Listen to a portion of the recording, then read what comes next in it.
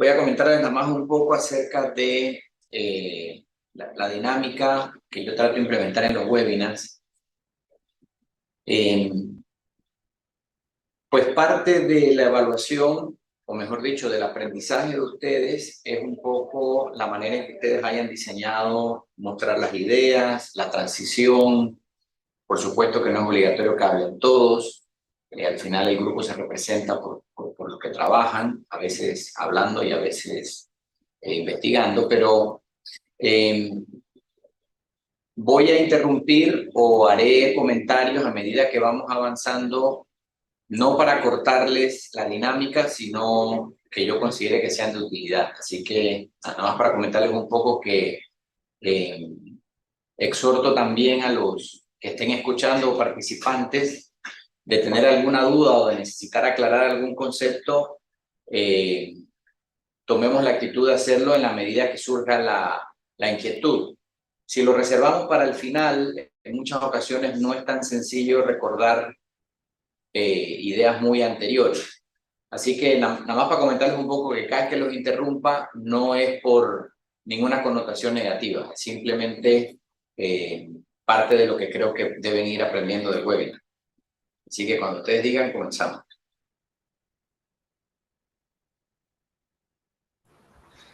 Ok, buenos días, doctor y compañeros. Hoy el grupo 3 Colón, asesorados por el doctor Moisés Cuquier, vamos a hablar acerca de ganglio centinela en cáncer de mama.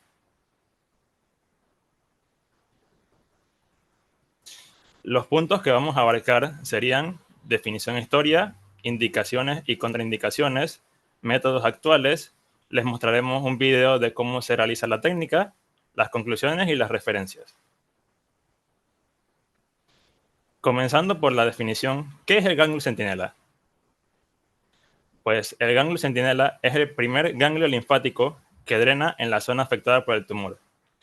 Esta teoría es de una hipótesis que el drenaje linfático de un tumor maligno tiene un patrón ordenado y predecible, por lo que en consecuencia, cuando se da la diseminación tumoral por vía linfática, el primer ganglio que drena este tumor será el primero que también tendrá las células neoplásicas y a su vez estos se esparcirán por los demás ganglios. Un poco de historia.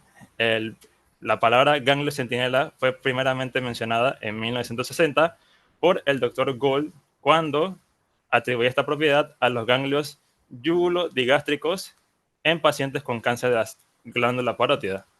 Seguido, en 1977, el Dr. Ramón Cabañas fue el primero en describir la existencia del ganglio centinela.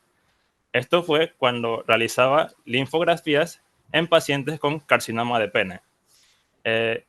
Lo primero que pudo describir es que si no hay metástasis de los ganglios, no es necesario hacer una disección inguinal, y también explicó que el ganglio centinela es un factor de pronóstico de supervivencia.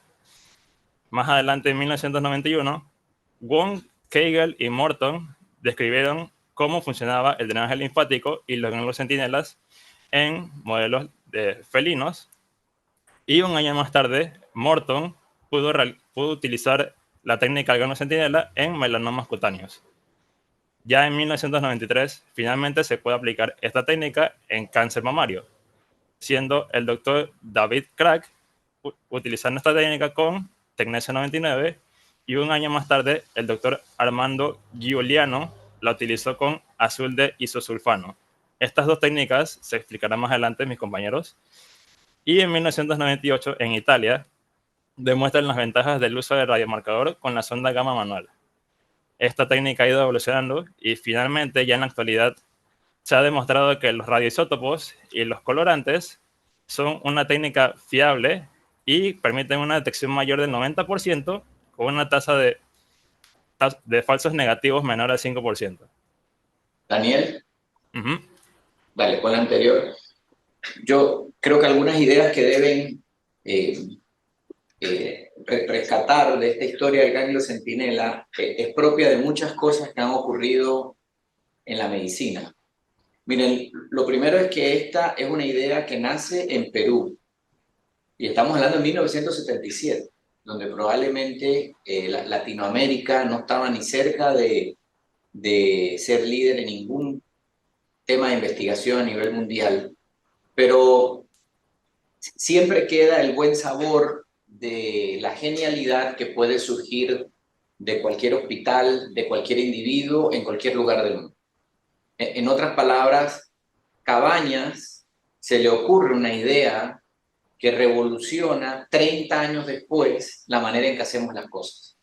Simplemente él no pudo llevarla a su ejecución por la falta de soporte logístico, llámese presupuesto para investigar, llámese las instancias correctas que hubieran permitido desarrollar modelos de investigación o nuevos productos.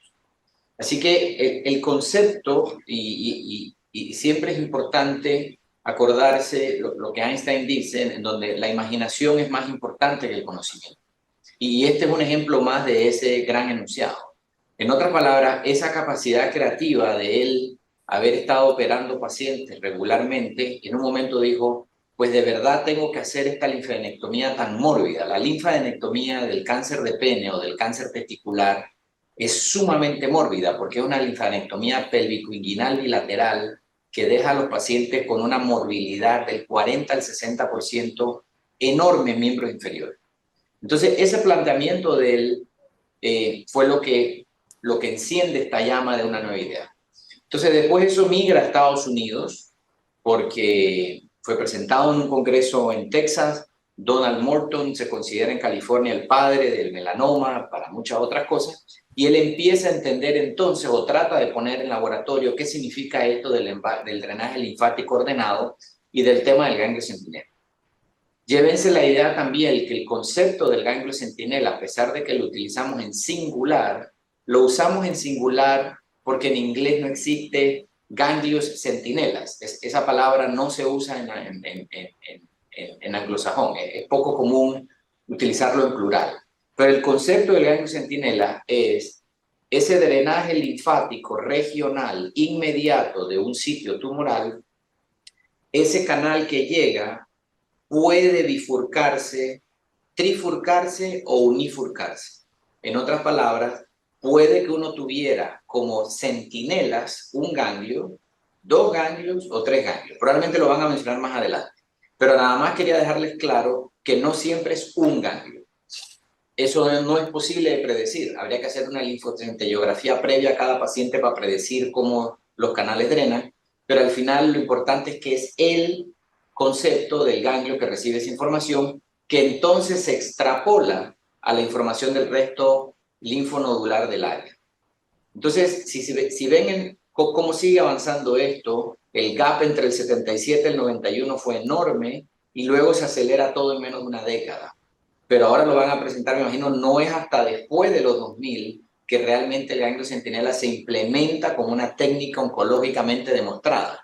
Es decir, a pesar de que entendamos todo esto, todavía no reemplazaba la práctica habitual. Así que nada más utilizo un poco de esta historia para que ustedes siempre analicen cómo realmente descubrimos algo, cómo lo llevamos a la ejecución, pero realmente al final cómo lo perfeccionamos para que sea práctica clínica. Dale, seguimos. Ahora pasaremos a las indicaciones y contraindicaciones. A pesar de que esta es una cirugía mínimamente invasiva, que ha demostrado buenos resultados para la evaluación de ganglios y hay menor probabilidad de presentar morbilidad, hay ciertas indicaciones para tomar en cuenta a los pacientes que se les pueden hacer, así como las contraindicaciones, ya que existen grupos con mayor riesgo de complicaciones y mayor tasa de aparición de falsos negativos. Entonces, como se ven aquí, la línea de tiempo, hay tres cuadros. Los cuadros grises son los primeros criterios que se crearon cuando comenzó a surgir esta técnica.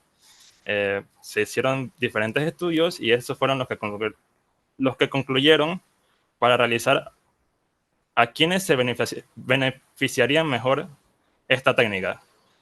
Ya con el pasar del tiempo, en 2020 se actualizaron estos criterios y entonces se pueden ver que se puede seleccionar un mayor grupo de pacientes, pero asimismo también están contraindicados otro grupo de pacientes. Siguiente. Comenzando por la T, la T indica el tamaño del tumor. Entonces, en este caso, los pacientes que se les puede hacer sería T0, que es que no hay ningún tumor primario localizado, T1, que el tumor mide menos de 2 centímetros, o T2, que el tumor mide de 2 a 5 centímetros. Ya los que no se le puede hacer esta técnica serían T3, el tumor mide 5 centímetros o más, o T4, que es un tumor de cualquier tamaño, pero ya afecta la pared torácica o la piel. Entonces, A ver, Daniel, déjame corregirte un poquito ahí. Eh, Antes que siga con esto de las indicaciones, porque esto ha cambiado un poco, o tengo que corregirte quizás el concepto que estás transmitiendo. A ver, ¿qué existía antes del ganglio centinela? Eso creo yo que faltó para poderlo encontrar. Antes que inventáramos esta técnica o que la implementáramos, lo que se hace en cáncer de mama, y no es el objetivo de esta charla, porque ustedes darán oncología el próximo semestre, yo les doy esa clase, realmente en el tratamiento del cáncer de mama, con intento curativo, siempre hay que evaluar, además de remover el tumor primario, que hay varias técnicas para eso, siempre hay que evaluar patológicamente los ganglios axilares. Siempre, eso siempre hay que hacer. Y lo que estándar era antes, era la disección axilar. En otras palabras, entrábamos a la axila y removíamos todos los ganglios axilares, que usualmente oscilan entre 17 a 25 ganglios. Eso es lo estándar a nivel mundial, o era lo estándar a nivel mundial. O es lo estándar en lugares que no pueden ofrecer ganglios centinela por distintas razones. Así que es importante siempre recordar contra qué contrastas una técnica, o contra cuál es el estándar de oro con el cual estás contrastando la técnica actual. Porque tú puedes tener una técnica actual que suple una necesidad en la que no hay nada previo, o una técnica que reemplaza a otra. En este caso, esta reemplaza a otra. Entonces, la indicación conceptual, para que no se les olvide nunca fuera de los tamaños, los centímetros, etcétera, es que se hace ganglio centinela siempre y cuando no haya evidencia de que los ganglios linfáticos estén involucrados. ¿Qué quiere decir eso? Si yo tengo un examen físico donde un paciente tiene adenopatías macroscópicas evidentes clínicamente, no necesito hacer ganglio centinela porque ya tengo la información que necesitaba. Los ganglios están involucrados. Así que eso hay que tratarlos acordes, tiene otros tratamientos. Si yo no logro palpar los ganglios, pero tengo un ultrasonido que me sugiere que los ganglios pueden estar involucrados, y se hace una biopsia dirigida por ultrasonido o se confirma por imagen que los ganglios están afectados, tampoco hago ganglio centinela porque ya no necesito esa información. La información solo la busco cuando yo creo clínicamente o imageneológicamente que los ganglios están no afectados, de manera que necesito corroborarlo microscópicamente. Así que independiente del T, que si es T1, T2, T3 o T4, yo he tenido pacientes y habrá pacientes que tienen toda la mama llena de tumor, toda, completa. Eso le llamamos carcinoma inflamatorio. Eso es un escenario poco común, pero puede ocurrir.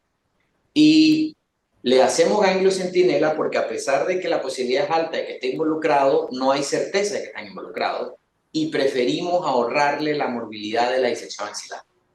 Así que es importante que realmente el objetivo con el que se diseñó el ganglio centinela fue única y exclusivamente al inicio obtener una información y ahorrarle a la paciente la morbilidad de una disección axilar que usualmente lleva a linfedema, dolor de miembro superior, etc. A hoy día eso ha ido cambiando y lo vamos a ver más adelante. Ya no solo es una información diagnóstica, sino que también ahora es terapéutica. Pero nada más quiero corregir un poquito esta diapositiva para que no quede la idea que los tumores T3 y T4 no se les hace ganglio centinela. Sí se les hace ganglio centinela. Lo que sucede es que esos tumores, a la hora de hacer un examen físico, puede que tengan más probabilidad de tener ganglios involucrados, o a la hora de hacer estudios. Y si los tienen, entonces a esos pacientes no se les hace. Dale, continúa. Ok, siguiendo, entonces la N indica el número de ganglios linfáticos que han sido afectados por el cáncer. Entonces, a los que se les podría hacer esta técnica sería N0, pero estos serían que no se encuentra presencia de cáncer en ganglios centinela, así que no tendría sentido hacérselos. Y a los que se le hace sería N1 con exploración negativa.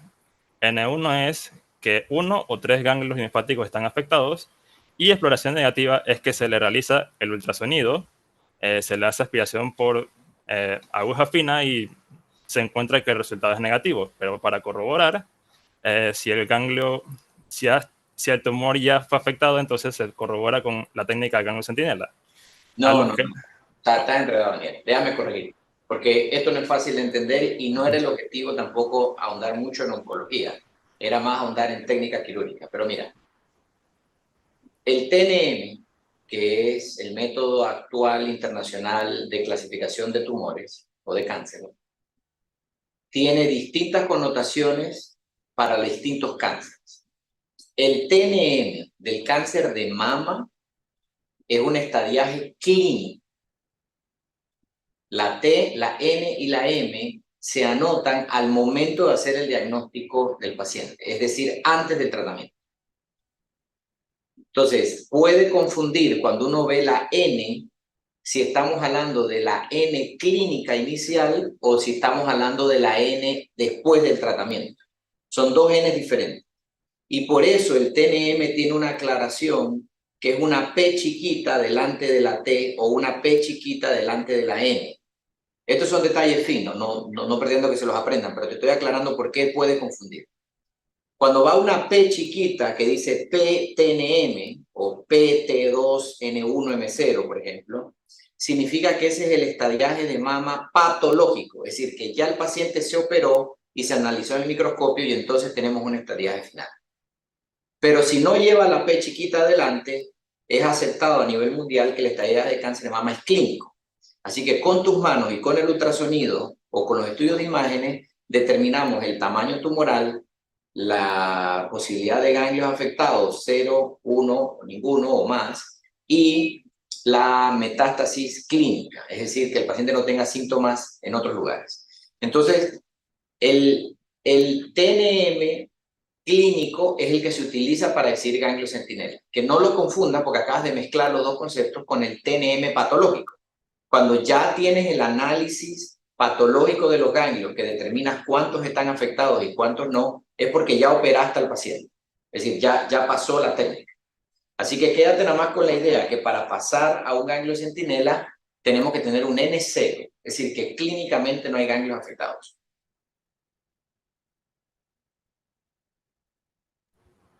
okay. Siguiente. Ok, entonces la focalidad es dónde se encuentra, en qué cuadrante el foco tumoral. Entonces, se les puede realizar a los que tienen el foco multifocal, es decir, que todos están concentrados en un mismo cuadrante de la mama y están a menos de 5 centímetros. Y a los que no serían los multicéntricos, que es que los focos tumorales están esparcidos por diferentes cuadrantes de la mama y están dispersados a más de 5 centímetros.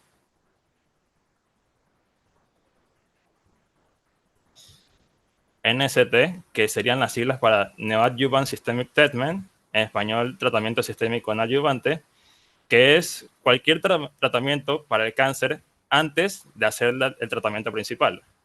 O sea que se le puede dar quimioterapia, radioterapia o terapia dirigida antes de hacerse el tratamiento principal, que podría ser una cirugía, con el objetivo de que el cáncer se reduzca.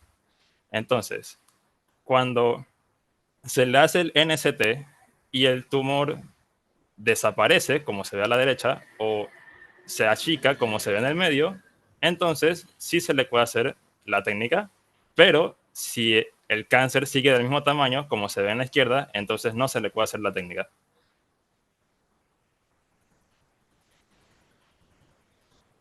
Antecedentes quirúrgicos: si la paciente se ha realizado una cirugía menor de mama, como en este caso una lumpectomía, entonces se le puede hacer la técnica, mientras que en una mastectomía total, que sería una cirugía mayor, o una oncoplastía, entonces no se le puede realizar la técnica.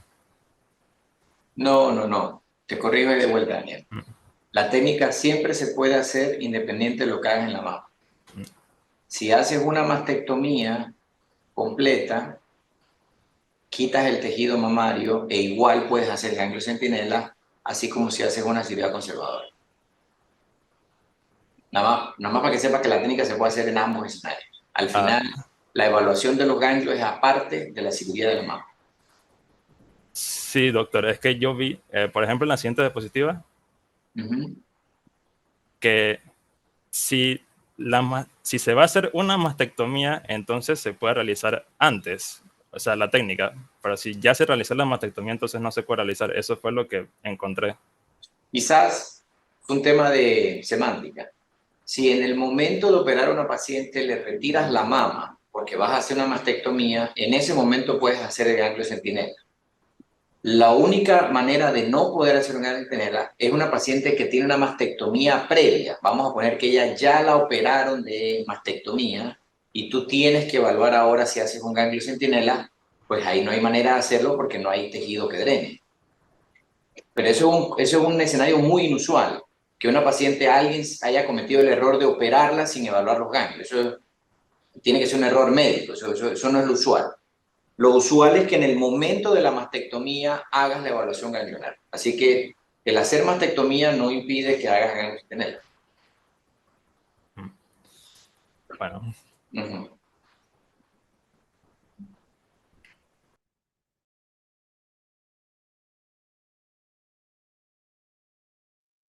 Ok, ahora hablaremos un poco acerca de los métodos actuales para la biopsia de ganglio centinela en cáncer de mama. Empezando con el tinte azul. Bueno, primero que todo, la biopsia de ganglio linfático centinela pues está utilizado en el cáncer de mama y en el melanoma maligno para la estadificación quirúrgica en los ganglios linfáticos desde principios de la década de 1990.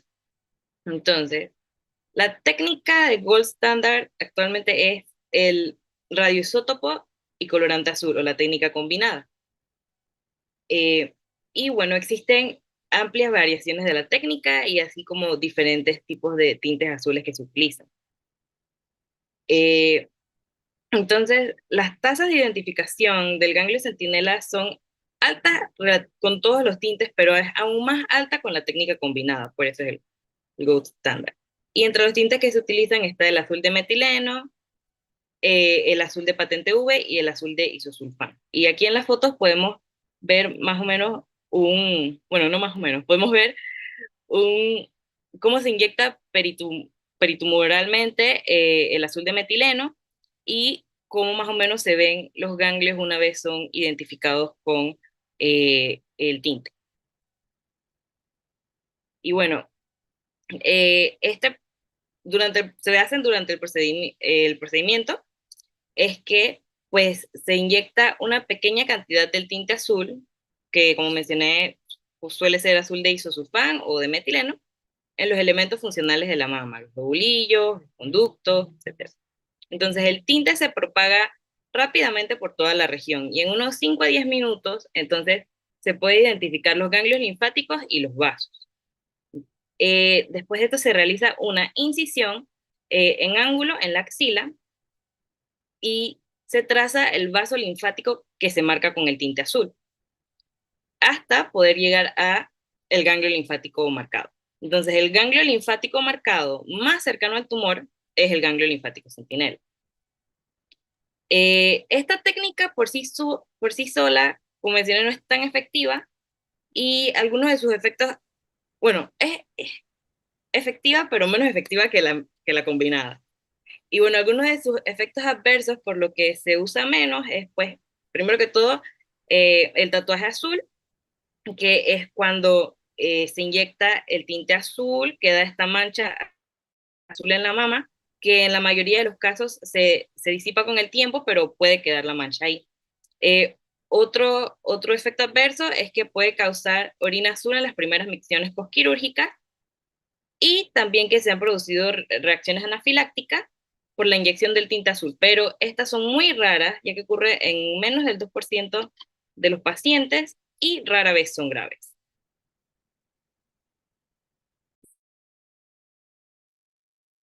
Ok, en cuanto a la técnica del Tecnesio 99, esta se basa Antes que principalmente en siga, utilizar perdón, este Eduardo. radiofármaco en la Eduardo, antes que sigas. linfogamografía, que la linfogamografía, Aló. Sí, perdón, eh, Eduardo. Carla, una preguntita. disculpe, se me cortó. ¿Me escuchan? Sí, Carla, ¿cuál es el nivel axilar? Eh, se escucha, se escucha cortado. Yo los oigo bien, ¿me oyen? sí, sí se escucha. Carla, ¿cuál es el nivel axilar donde suelen drenar los ganglios centinela anatómicamente hablando? Se me escucha un poco cortado la comunicación. Doctor, creo que Eduardo es el que tiene problemas con el internet ahorita mismo, así que por eso sigue respondiendo. Creo que está atrasada la voz. Yo sé, no pasa nada. Carla, cuéntame. El nivel axilar donde drena el ganglio. No. ¿Puedes repetir la pregunta? Disculpe. ¿Cuál es el nivel axilar anatómico donde suele drenar el ganglio centinela? Ok, sí, entonces escuché. Eh,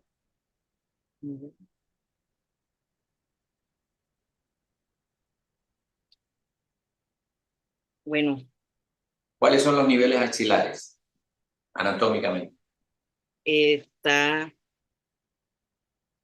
ahí, eh, proceso. Está el, el anterior y el medio y el posterior. No. No, ¿Alguien del grupo? ¿Niveles axilares? Son tres. El primero que es debajo del músculo pectoral menor, el segundo detrás y el tercero es en la base de la axila. Ok, el primero es lateral al pectoral, el segundo Menor. es retropectoral menor y el tercero es medial al pectoral menor. Ok. ¿Y en cuál de esos tres niveles entonces suele drenar el ganglio centinela? En el primer nivel. En el primer nivel. Entonces, nada más quería reforzarte eso, Carla, que esa es la razón. Tú mencionaste que se hace una herida a nivel axilar baja y es realmente porque el lugar donde pretendemos accesar, que es donde el 98 a 99% de los ganglios centinelas migran, es en el nivel 1 axilar. Perfecto. Dale, quien sigue, Eduardo, si recuperó su parte técnica ahí. Sí, voy. Voy a hablar sobre la técnica del Tecnesio 99. Entonces, en esta técnica se utiliza este radiofármaco en la linfogamografía, que es un estudio de medicina nuclear que se encarga de proporcionar imágenes gamagráficas, principalmente en el sistema linfático. Tiene un carácter mínimamente invasivo, en donde se inyecta radionúcleos a nivel de la lesión o perilesional, y esta entra al sistema linfático, es fagocitado principalmente por macrófagos y se disemina a través del sistema linfático, y este mismo es llevado a los ganglios centinela y a los ganglios que drenan dentro de la misma cadena, permitiendo de esta manera una visualización con una gamma cámara de la localización.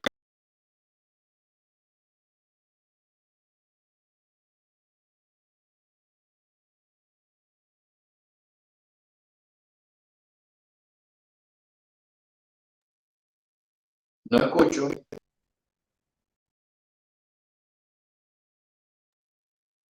Sí, disculpe que, doctor, que estoy teniendo problemas con la señal. Ahora sí te oímos, continúa.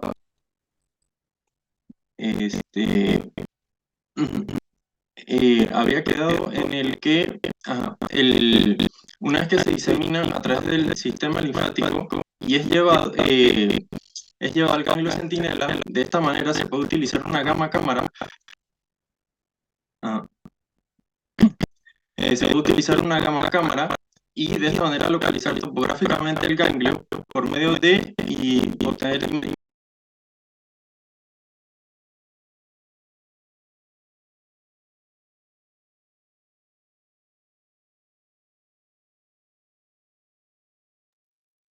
No te escucho. Doctor, voy a seguir yo porque el compañero está teniendo fallas con el internet. Perfecto, adelante. Bueno, él quedó en lo que era la visualización con la cámara. De esta manera se ve topográficamente como dónde se ubica el ganglio centinela a través de una imagen tridimensional. Esto se hace pues antes de la cirugía de la extracción.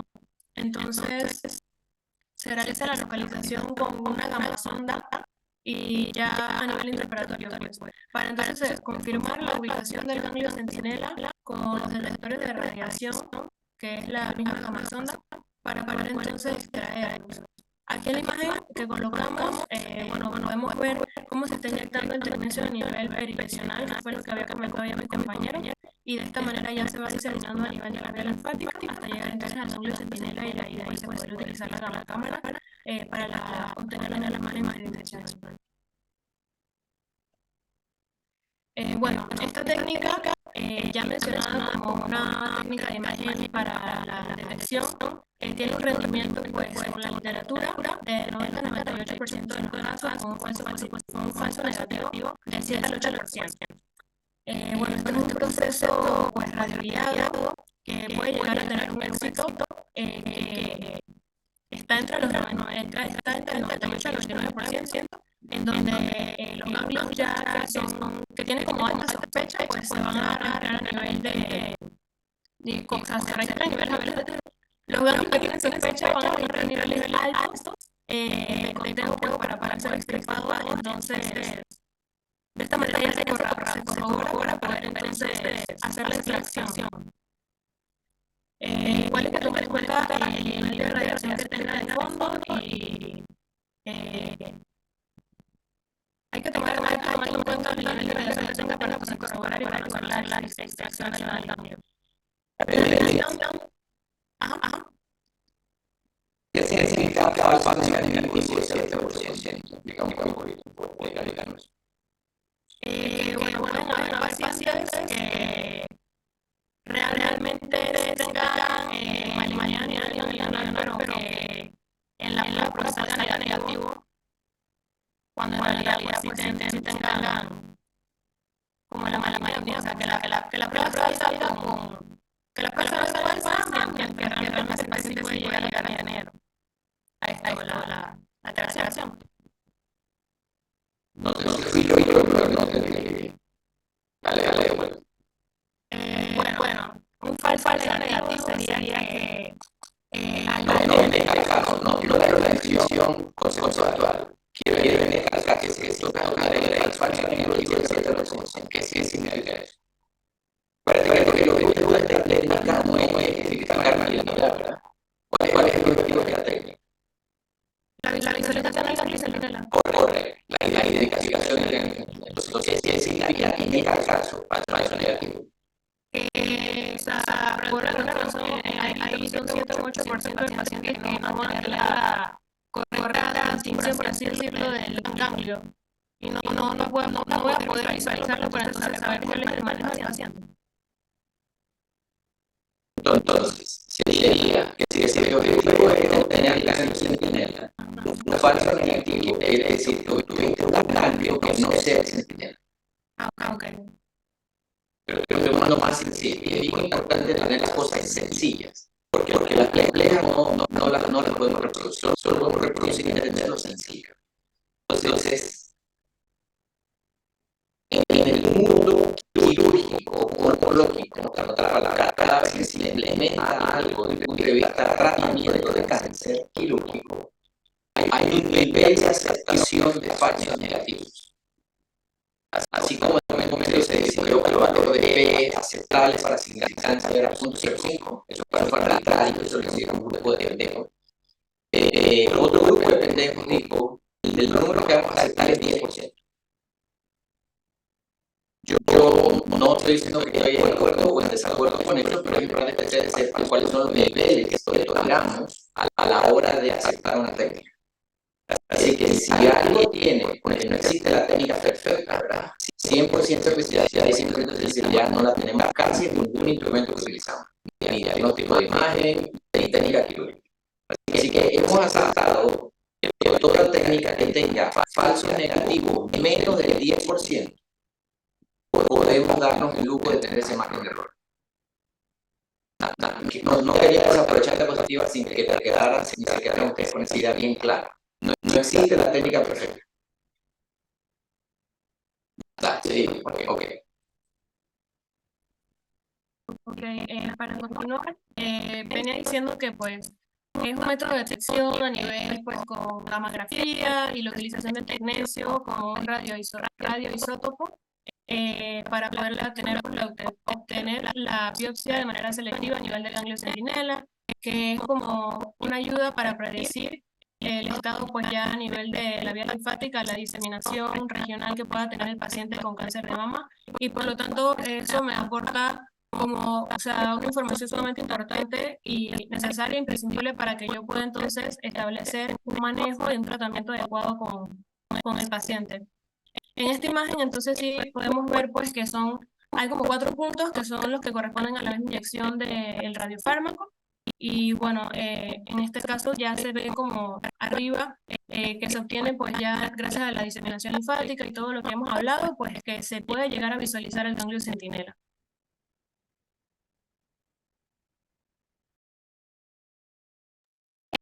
Bueno, ahora vamos a hablar un poquito acerca de otra de las técnicas, que es la utilización de verde indiosanina mediante fluorescencia para identificación de ganglio centinela. Y bueno, como ya se mencionó, la técnica Gold Standard o el estándar de oro es el uso de tinta azul con el radioisótopo que generalmente se usa tecnecio. Pero entonces, ¿qué es lo que pasó? Que este método es un método que requiere bastante metodología, incluyendo un departamento de medicina nuclear para obtener radioisótopo, equipos costosos, protección radiológica. Entonces, por esto es que la comunidad científica comenzó a preguntarse de qué otro método podría existir para poder entonces lograr resultados que fueran ya sea similares o aún mejores que el estándar de oro actual. Y con eso entonces se comenzó a investigar acerca del uso de verde indiosanina mediante fluorescencia. Y el verde indiosanina es una molécula que es soluble en agua y que es de poco costo, y que se empezó a utilizar en la práctica clínica alrededor de la mitad de los 1950. Y en el campo de cirugía oncológica, la inyección de verde indiosanina en el entorno del cáncer es un método para detectar ganglio linfático centinela en diferentes tumores alrededor del cuerpo, incluyendo colon, próstata, útero, y en los últimos años entonces se ha comenzado a implementar para entonces identificar ganglio centinela en cirugía mamaria. La siguiente. Entonces, ¿cómo es este procedimiento o qué es lo que se hace? Bueno, primero que todo se inyecta el verde indiosanina, que está diluido generalmente con agua destilada a una concentración de 5 miligramos por mililitro, y se inyecta entonces periareolarmente. Luego de esto se puede masajear la mama para facilitar la captación linfática, pero no es necesario, y entonces entre 5 a 10 minutos se va a poder entonces ver que va a llegar ese tinte, ese verde indiosanina entonces a el área linfática. Entonces luego de eso, la siguiente. Se hace una incisión transversa en la axila, y entonces ya cuando haces la incisión para llegar entonces al área donde vas a poder visualizar, entonces se posiciona la cámara, que es parte de un monitor en tiempo real, que entonces va a permitir que tú visualices los ganglios centinelas o el ganglio centinela fluorescente axilar. Luego de esto, la siguiente. Entonces ahí pueden ver entonces la camarita que se coloca para que entonces se pueda ver en tiempo real. Y no sé si se ve muy pequeño, pero igualmente ahí se ve como se ve verdecito, que entonces eso es básicamente los ganglios que se están identificando con la tinción. El siguiente. Entonces, luego de esto, con los ganglios teñidos con fluorescencia son identificados, y posteriormente entonces son removidos y llevados a patología para su identificación. La siguiente. Entonces, varios estudios han informado que la tasa de detección para este método guiado por fluorescencia va más o menos desde el 96 al 99%, que es equivalente al método actual que existe.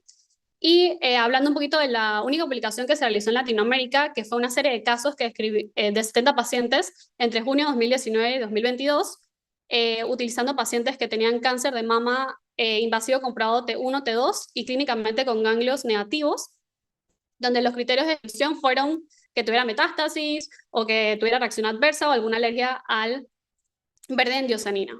En este estudio no se reportó que ningún paciente presentó complicaciones ni efectos adversos utilizando esta técnica. Y se obtuvo una tasa de detección del 97 al 14%, y eso concuerda con lo que mencioné anteriormente, que más o menos la tasa de detección es del 96 al 99%, según los estudios que se han realizado. Y la siguiente.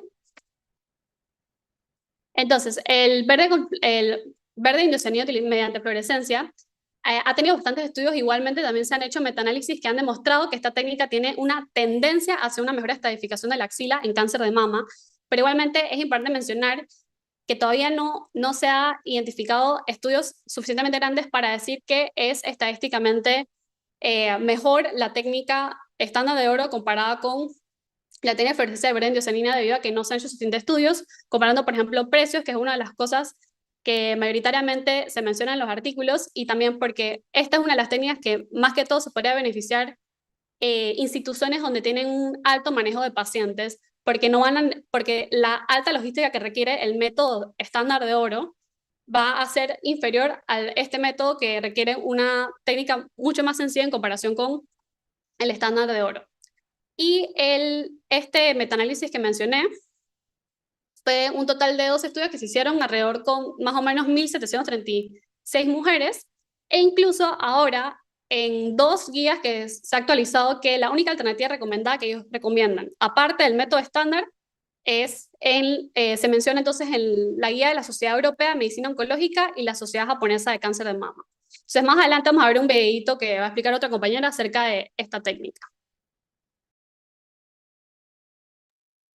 Y bueno, a continuación vamos a ver un video de la técnica de fluorescencia con verde indocianina en una biopsia de ganglio centinela en cáncer de mama. Si le das play.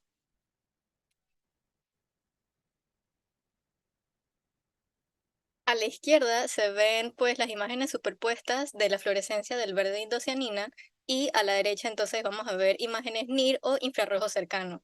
Con estas cámaras se observan objetos que emiten a una longitud de onda de 700 a 1000 nanómetros. En el caso del verde indocianina, este emite una longitud de onda entre 750 y 950 nanómetros. Por lo tanto, significa que no es visible a los humanos, pero sí es visible gracias a estas cámaras. Entonces, esta técnica es útil porque permite la visualización del ganglio centinela en tiempo real sin necesidad de utilizar radiación. En el caso del video, a la paciente ya se le inyectó el verde indocianina. Este se ha desplazado por los vasos linfáticos hasta llegar a los ganglios linfáticos, y lo que vemos aquí en la incisión de la axila es el ganglio centinela fluorescente. Entonces se procede a una disección limitada del área y a la resección completa del ganglio linfático fluorescente, como vamos a ver a continuación.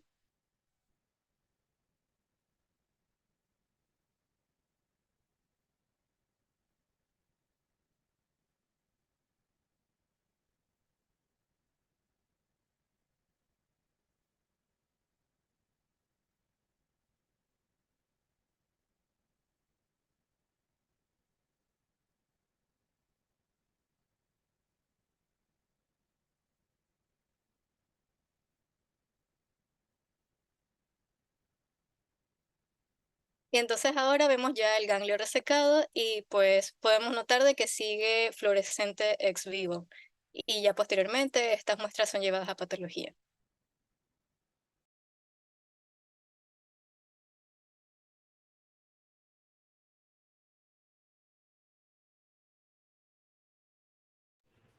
Bien, para finalizar con los métodos actuales de biopsia de ganglio centinela para cáncer de mama, tenemos el método que usa el óxido de hierro superparamagnético. Este método va a consistir en la inyección de un trazador magnético, que en este caso van a ser agentes de contraste que van a estar compuestos por nanopartículas de óxido de hierro recubiertos por carbohidratos. Podemos ver en la imagen de la diapositiva, en la parte inferior, que se observa cómo el trazador magnético, a la hora de la administración de este método de contraste, va a migrar en cuestión de minutos a través de los vasos linfáticos, siguiendo y arribando al ganglio centinela o ganglios centinelas. La detección se realiza por medio de un magnetómetro de mano, como se ve en la parte superior izquierda, y este va a generar un campo magnético alternante que magnetiza temporalmente estos óxidos de hierro superparamagnéticos para detectar entonces una respuesta magnética de las partículas.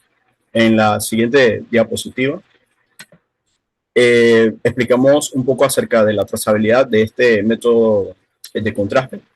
Esta técnica fue desarrollada por primera vez en 2013 por un equipo europeo internacional. Y bueno, un punto importante para recalcar sobre este método es la velocidad en la que el trazador se desvanece. En el caso del óxido de hierro superparamagnético, se va a desvanecer de manera lenta y progresiva, y este va a ser detectable incluso después de varios meses de su administración. En consecuencia, este va a proporcionar un margen de tiempo cómodo, ya que el trazador magnético se puede inyectar en un intervalo de tiempo entre 15 días antes del proceso quirúrgico hasta directamente justo antes de la incisión en la piel del paciente, al momento de hacer el proceso quirúrgico. En la siguiente diapositiva, durante el procedimiento, el color marrón del trazador magnético que adquiere el ganglio centinela va a ayudar al cirujano al momento de la disección de este mismo. Sin embargo, cabe resaltar que este método puede provocar una dermopigmentación en hasta el 20% de los pacientes a los que se les aplica este método de contraste. En la primera imagen, que es la imagen de la derecha en la diapositiva anterior, en la imagen de la derecha se muestra circulado en naranja una mancha en la piel después de una inyección intradérmica con este método de contraste en un volumen de 0.1 mililitros. Aparte, también llama la atención en la imagen de la izquierda, como debido al campo magnético generado por el magnetómetro, que los pacientes con marcapasos no son elegibles para este método, ya que pueden causar problemas cardíacos de trastornos del ritmo. También, por contraparte, los instrumentos quirúrgicos metálicos pueden interferir y por lo tanto constituyen otra limitación técnica en este método de contraste. En la siguiente diapositiva se pueden ver imágenes que ejemplifican de forma resumida lo que es el método del óxido de hierro superparamagnético. En la primera imagen, que es la de la izquierda, se muestra el ganglio en la axila derecha del paciente. Y en la imagen de la derecha se muestra ya el ganglio extraído, en donde se pueden observar a mayor detalle las características macroscópicas que antes se describieron, como lo son el tinte chocolate oscuro y el ganglio como tal.